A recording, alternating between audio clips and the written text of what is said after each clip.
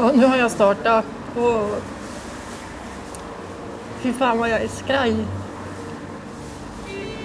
Oj, nu kommer tårarna, men jag kommer 1 kilometer. Jag är skraj för att jag är ensam, för att jag inte förstår någonting. Varken skrivet eller pratat. Jo, jag förstod först.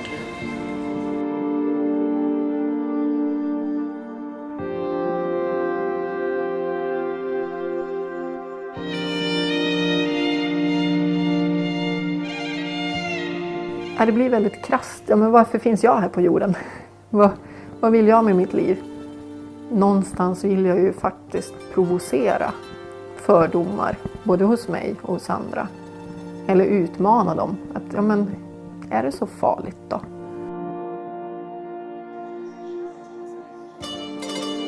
Okej, då kör vi! Vi ses i Turkmenistan.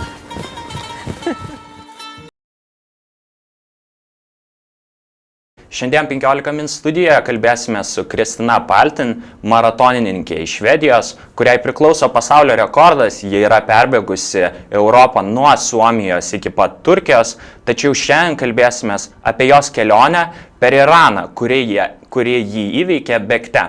So, hi Kristina. Hello. Real pleasure to have you here. And just jumping back on the trailer that we were just showing, I've been always willing to ask this question when I'm watching this kind of extreme documentaries or something filmed as if it's a first-person documentary. Is there someone together with you, some badass who is running or is even stronger with you? Who was shooting the video? No. First of all, well, I was asking to movies companies if they could come along, but they couldn't because they didn't get a permission. So when I started, it was me and the video camera. and the first scene when I'm crying, I've done 1 kilometer, I'm sitting in a restaurant and I start crying because I feel lonely. And then my brain says, come on, Kristina, this is a very good picture.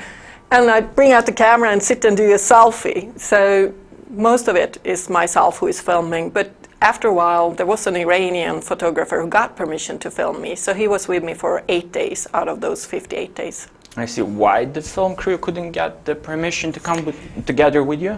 There is Ershad, that's the Ministry of Culture and how to live your life right. They didn't allow it because they were afraid that it would be a movie that was not speaking well of Iran. So.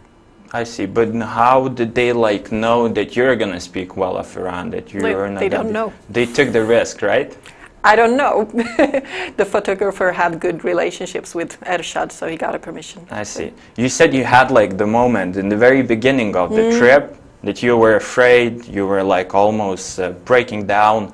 What was happening in your head? Were you challenged by this sheer physical No. emotion, or what happened? It was mainly emotional. It was, when I was supposed to go to Iran, I tried to create a lot of security by, for instance, applying for a permit from the government to do it, by having the movie teams together with me and having a Swedish journalist. But all these 3 failed. I got a permit, but they withdrew it. The movies team couldn't come, they didn't get a permission, and the journalist didn't get a visa. So when I started, it was just me. And I think, for me it was just being totally naked in a country where I don't understand the language, they don't understand what I'm saying, and I can't even understand the road signs. They're written in Persian. So how am I going to find my way? And it's just the initial moment when I'm terribly scared because what am I doing here? Yeah.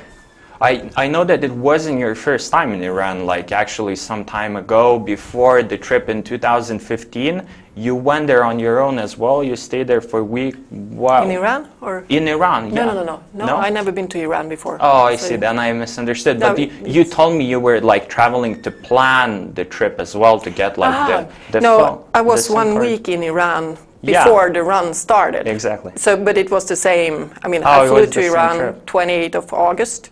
2015. Then I was in Tehran for a week, And 5th of September, I started running. So it was the same occasion. Yeah, and during that week, what you were working out? Like, what was the most important for the trip? A lot of practical things. For instance, the bank transactions between Europe and Iran are not allowed. So I had an Iranian friend who created a bank account. So I got an Iranian bank card. But how can I withdraw money when the text is in Persian? Because I don't understand it. So I know which buttons to press. But it turned out that most ATMs were in English as well, so it worked well. But to communicate, I wanted Iranian SIM cards because it's just too expensive to use my Swedish SIM card. But to do that, I need an Iranian passport so I can buy the SIM cards. So another friend of mine, he came with me to Iran to buy these SIM cards so I could communicate. And I'm not allowed to transport gas on the airline, so we need to find gas and buy that so I can cook food on my kitchen. And also we did buy maps because I can't find enough detailed maps in Sweden of Iran. So you weren't using GPS, you were like reading map and trying to make sense out of it? Well, I did have a spot that was tracking me, and that's kind of a GPS, but I'm not very technically advanced, and also it requires battery. My video camera requires battery, my tablet requires battery, my camera does, and my cell phone. And if you're going to carry everything that you're running with, I don't want too many batteries because it's heavy. So I was using maps. But still, like you were carrying a lot of stuff, I imagine, like tent, sleeping bag, and all this kind of stuff. How did you manage to cope with it, like throughout the 2,000 kilometers? Yeah, that's why I had a baby stroller. So I had 25 kilos of luggage, and I could place it in the baby stroller, and the stroller is 9 kilos, and then put 5 kilos of water. So I was pushing 40 kilos along the way. So you weren't just running, you were also like pushing it. But how did that work? Because I think in the route, and you could explain to the readers of 15 men, like what was the route and what were the challenging parts of it? Because we know like Iran is not only like plains, there are mountains and deserts probably, right? It was different challenges. I started at the border to Turkey, and from there it's mainly a desert and a lot of mountains. So I had to gain a lot of height meters, and it was 45 degrees Celsius, so it was very warm. But then I came to the Caspian Sea after that, and then it's flat, so it's much easier, and it's a lot of people, so it's easy to find food. But it's very humid because you have the Caspian Sea here and then the mountains here, so the humidity is locked in right where I'm running. And after the Caspian Sea, I ran up to the border towards Turkmenistan, and then it's, I would say, desert and mountains again, but it was beautiful. I see. But like on the way, how did it seem like? Because it's hard to imagine, I think, for our readers how it looks like. What are the people? What are the roads and like the traffic? Could you please describe us how it feels just to be running in Iran? Well, I would say that traffic is horrible, and since I couldn't read, I stayed to the main road, so I would find a way. So it was a lot of traffic. It would have been better to be on smaller roads. But actually, it turned out that people in Iran consider the guest as a friend of God. And you don't leave the friend of God alone. So a lot of people always wanted to be with me. And I was invited to 34 different families' home to sleep there. And they gave me food, they gave me fruit, and as I mentioned, I had 25 kilos of luggage when I started, but I had 40 kilos of luggage when I ended the trip. What was it? It was like books, it was scarves, it was a swan made out of glass. So those were all presents, right? From like the generous people. And beside that, I mean, almost a lot of people that I met, they stopped their cars and gave me fruit. So I never bought fruit in Iran, but I had more fruit than I could eat.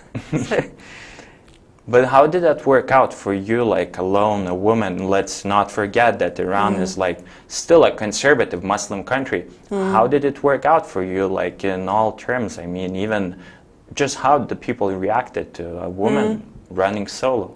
You know, everyone thinks that it's dangerous to be a woman because you're vulnerable.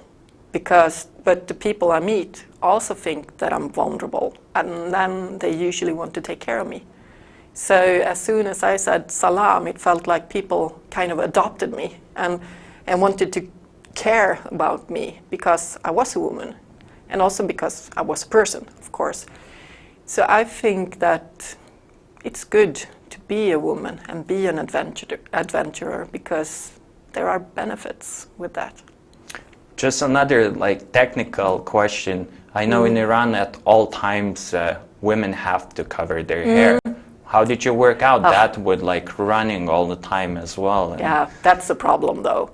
And it's the law in Iran that I have to cover my hair. I also need to cover, well, my arms and my legs.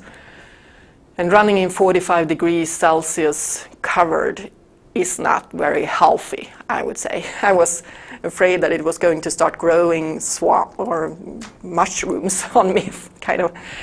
So I did try a running hijab because there are scarves, hijabs that are made in material that breathes, but they are covered here and that becomes really warm. So a friend of mine, he borrowed me his cap that he uses for kayaking, and it's just a cap with cloth here. So I put up my hair like this and put my cap on, and then it worked. It was much better.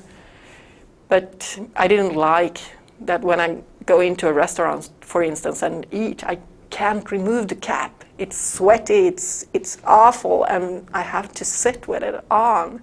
I see, but who is enforcing this in Iran? You couldn't take it off just, for instance, in a restaurant where there were little people? No, I wouldn't say so. I could do it in places where there are no people, but that's very few places. And there is basij, that's kind of a police that checks that you are properly dressed, and they are everywhere. So no, I wouldn't do that. I see. Very often in the Middle East, at least from my own experience, when I was going in the streets or in the villages, you would very rarely meet women. How was that in Iran? Were you meeting other people, and how they reacted to you as a solo runner in Iran, a foreigner who doesn't know anyone in Iran and is taking such a challenge? I would say that I met mostly men. It's more men in the street than women, but there are women too, and I think that there is a lot of diversity in Iran. There are women who are, well, taking care of the children and doing cooking, that's it, but there are also women who are driving their cars, being a doctor and living a very, normal life according to European values. So you have a very big diversity. But the fun question that I got along the road is a lot of people asked me if I was a man or a woman. And I didn't like that question very much. But what? Why they were asking? Because they couldn't believe you were going on your own? No, well, I think there are different reasons. But I asked the photographer that I was with once, and he pointed at me and said, well, because you got hair in your face. So, okay. No, but women in Iran, they remove the hair, they have a lot of makeup. I didn't wear any makeup. And you were running, sweating, I guess there is an explanation for every person who is asking that question. But this is very interesting, I think, because in the interviews I've been reading about you, you were talking that, well, through running, you want to kind of change the world. I mean, this sounds pretty ambitious, but I think I kind of sense what you mean. Could you just elaborate on that? Yeah, the reason why I did this run was that I saw in Sweden, and I think also in Europe, there are terrorist attacks, and usually this is related to Muslims and ISIS, and it makes people afraid in Europe for Muslims. And I was thinking, okay, there's 1.5 million Muslims in the world. Everyone can't be a terrorist. So what if I meet everyday people just like you and me? What will happen then? Because the stereotype is a mean Muslim who wants to abuse a woman, and I'm a woman. So what if I go there and just do what I normally do, run, and see what happens? What if it works? What if people are friendly, just like people usually are. And it did work. And I'm really happy about that. So you think you proved them wrong, right? Those people have these stereotypes. I mean, you can never prove in my mind, but I can show that I can't say that every Muslim in the world is nice, as little as I can say that every Westerner in the world is nice. There are crazy Westerners, there are crazy Muslims. But I can say that the major number of people that I met were incredible, hospitable, and friendly. Where at any time you felt like not safe, you felt lost, you didn't know what to do, and how did you cope with that, and how did you get out of that situation? Yeah, there were a few times, and one was, usually the police is dressed in uniform and they have police cars, and they stopped me all the time to check my passport, and because they were curious, and they gave me water, they gave me apples, so that's the normal thing. Nice of them. Yeah, it was very nice, but once civilian dressed man stopped me and asked me to see my passport. And he wasn't dressed in a uniform, so I said, no, why are you going to do that? I don't know who you are. And it turned out that it was the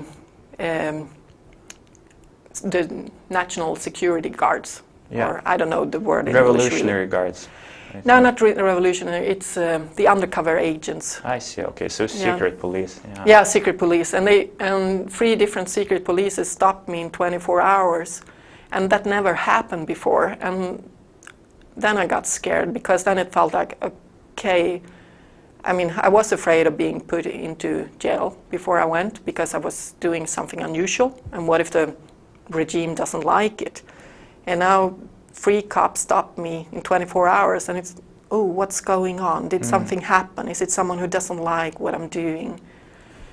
But I don't know why they did it, but I met the Swedish ambassador in Iran shortly after that, and he said, well, you can be pretty sure that they are keeping track of you, and as long as they do that, no one will ever be allowed to harm you. I said, okay. So. Yeah, that's good in that sense. Yeah, but it's also, one experience is to live in a country where you don't have freedom of speech. No, I would say. And I've realized how important it is with freedom of speech, with democracy, with having, having judges, having policemen, having that kind of a, I don't know the word in English for that, but having a society that has that is able to keep the law in a very good way. Yeah, I see. And I also wanted to ask you, since you face so many challenges, your cameraman couldn't make it, the journalist you were planning to come with as well couldn't make it, he didn't get the visa. How were your friends, your relatives, people you knew in Sweden reacting to this, that you're still determined to go? Very differently. Some people thought, wow, what a great thing to do, but they were very few. And the most tough part was when my sister called me and asked me how she was going to take care of mom's and dad's sorrow if I never would return. So that was awful, I must say. But, I can't live my life according to someone else's fear. What I wanted to do was to challenge fear and to find what's on the other side. And 2 friends, they were very hard on me as well. One wanted to break up with me because she didn't want to be scared when I was gone.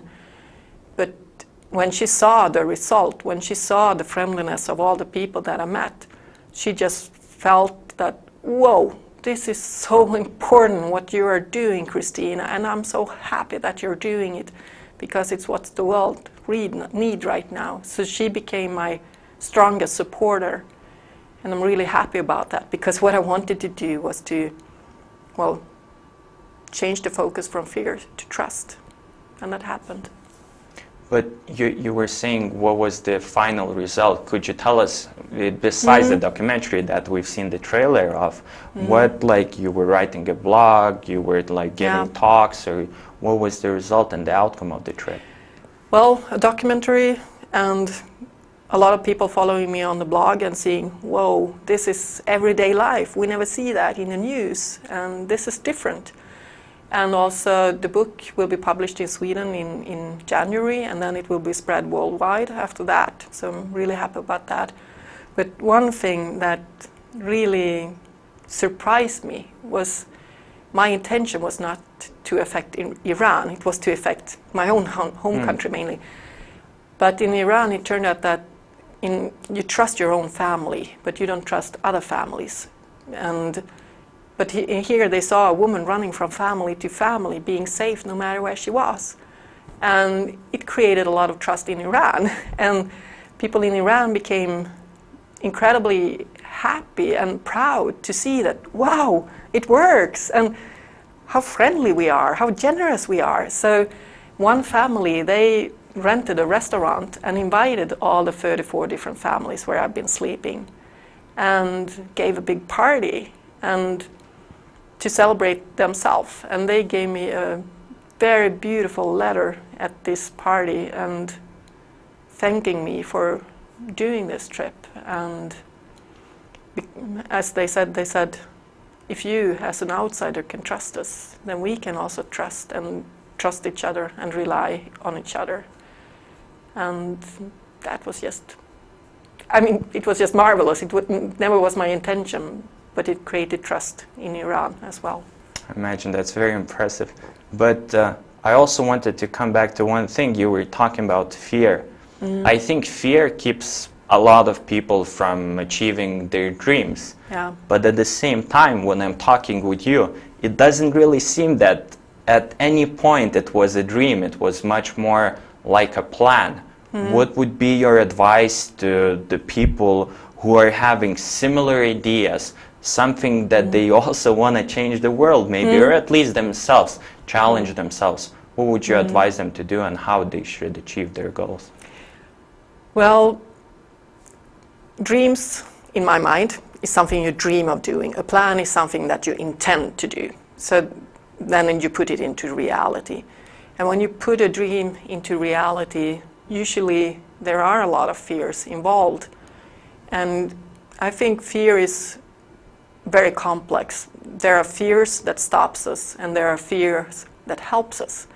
So my advice is actually to dive down into the fears, look at them, feel them, sense them, write them down, see what they are.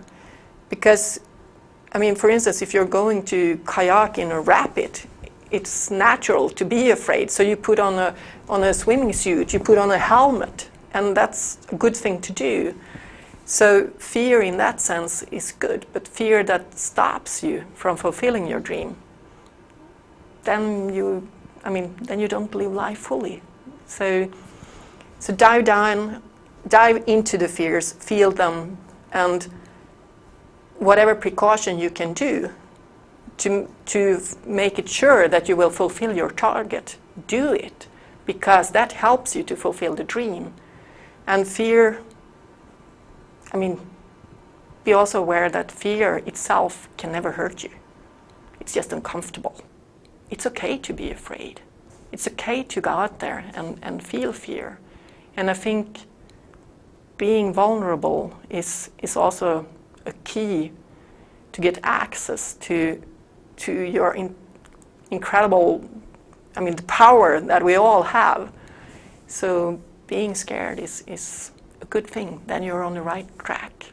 But don't let it stop your life. But is there still anything that you're afraid of? I'm afraid of a lot of things. I'm afraid of giving the TED Talk on Saturday. Yeah. So, but I still won't let it stop me, because I want to do that TED Talk, and I want to do it really well, because I know I can do that. So, yeah. I see. Thanks, Kristina. Thanks for an honest answer and the time you spent with us. Ir 15 min skaitytojams taip pat norėčiau padėkoti už jūsų dėmesį, o Kristiną galite taip pat dar pamatyti ir šeštadienį vyksiančioje TEDx konferencijoje. Ačiū už dėmesį.